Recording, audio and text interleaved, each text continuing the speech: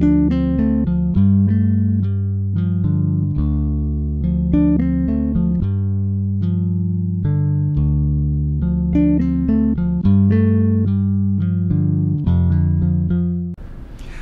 number of years ago, I worked with two teenage girls, 15 and 16. They came into the office separately, but during the same week. They were both pregnant, and they both wanted to have the child. I asked them if they knew the father, and they said yes, but they didn't want the father involved. When I asked why not, they replied, "I just want to have the child myself." When I asked why, they told me that they wanted to make sure they always had at least somebody who would love them. And that was chilling. That isn't even a good enough reason to own a pet. A person should get a pet because they want to show love to them, not that they want to get love from them.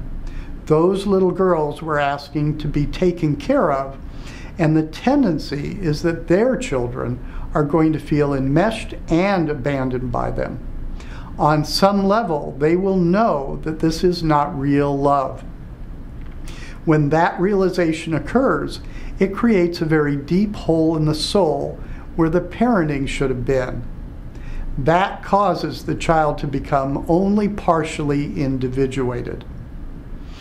In some ways, they will grow and become mature, and in other ways, they will still be very childlike and very needy.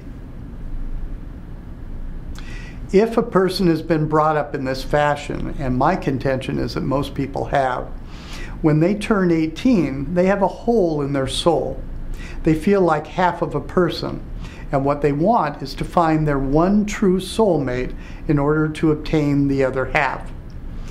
The difficulty, of course, is that if each individual is only half of a person, and they are trying to get a half from this other half of a person, then each person is going to become diminished, which leaves each person with only a quarter.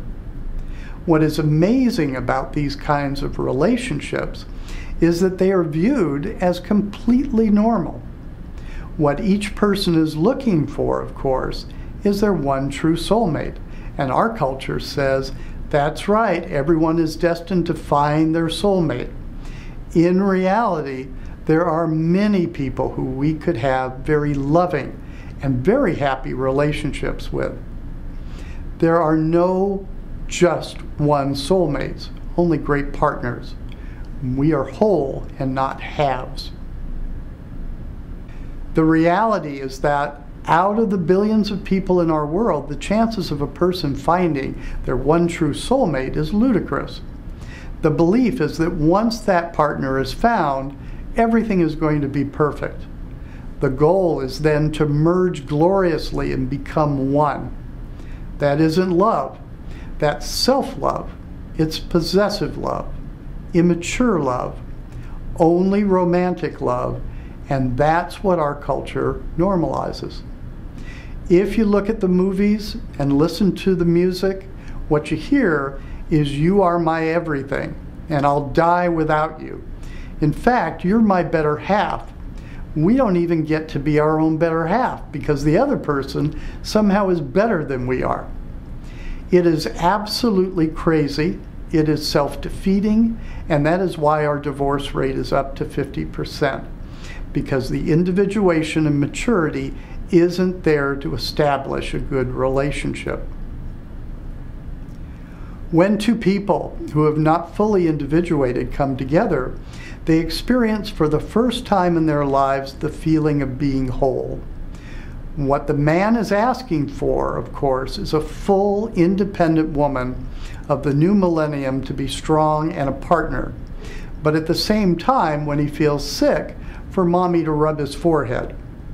What the woman wants is a strong, independent male to share her life with, but she'd also like to be taken care of as well.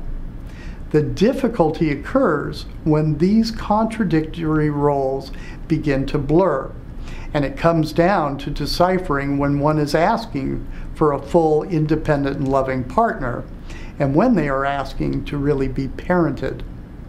In an attempt to get the old childhood needs to be finally met, at least partially, the couple begins to metaphorically engage in incest.